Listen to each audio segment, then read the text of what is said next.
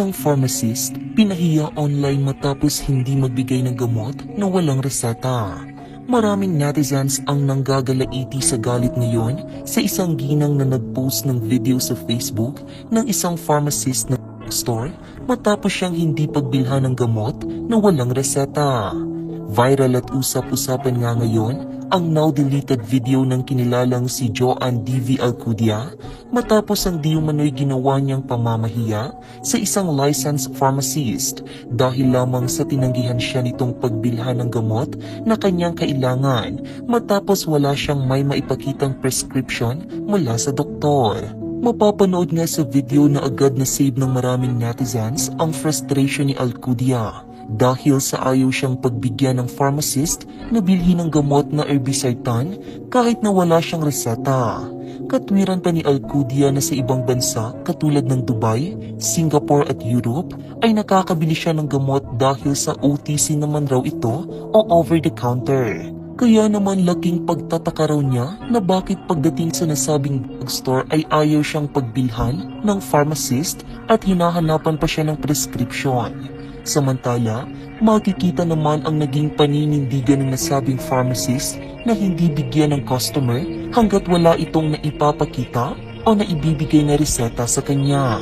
Pinakita rin niya kay Alcudia ang gamot na nais niyang bilhin ay may nakalagay na RX na ang kahulugan ay medical prescription. Sa comment section nga ng kanyang now-deleted video ay sinabihan nito ang pharmacist na walang common sense dahil sa mahigit 10 taon raw niyang bumibili ng gamot na ito ay nakukuha niya lamang over the counter at hindi na siya hinahanapan pa ng prescription.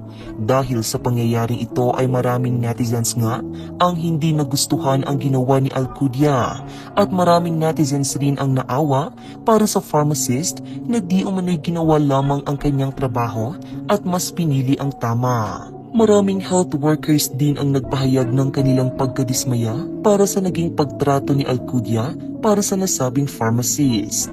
Yung pinost niya, akala niya papanigan siya ng mundo, pero bumaliktad yung sitwasyon.